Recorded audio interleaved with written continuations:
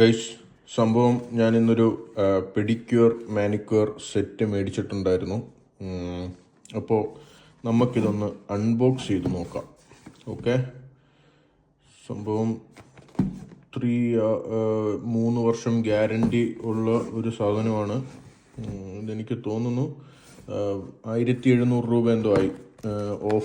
Offer ഉണ്ടായിരുന്നു, അപ്പോൾ അങ്ങനെ മേടിച്ചതാണ്. അപ്പം നമുക്കിത് ഓപ്പൺ ചെയ്ത് നോക്കാം.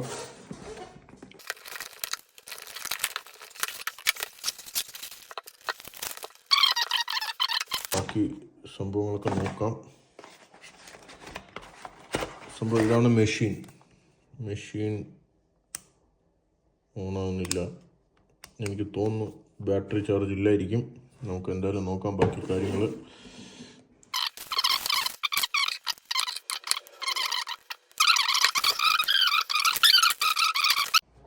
ഗൈസ്, ഞാൻ നേരത്തെ പറഞ്ഞതെല്ലാം തിരിച്ചെടുത്ത് ഇതിനകത്ത് ബാറ്ററി ഉള്ളതല്ല. ഇത് നമ്മൾ ഡയറക്റ്റ്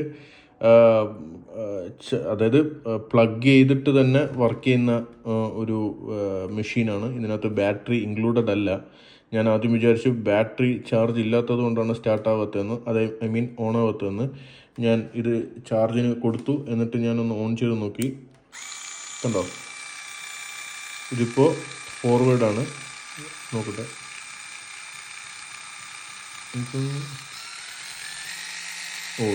ഏറ്റവും കുറഞ്ഞ സ്പീഡാണ്. ഇത് കൂടുമ്പോൾ ഇങ്ങനെ കൂടിക്കൊണ്ടിരിക്കും. ഇത് കുറയ്ക്കാനും അതുപോലെ തന്നെ ഇത് ബാക്ക്വേഡ്.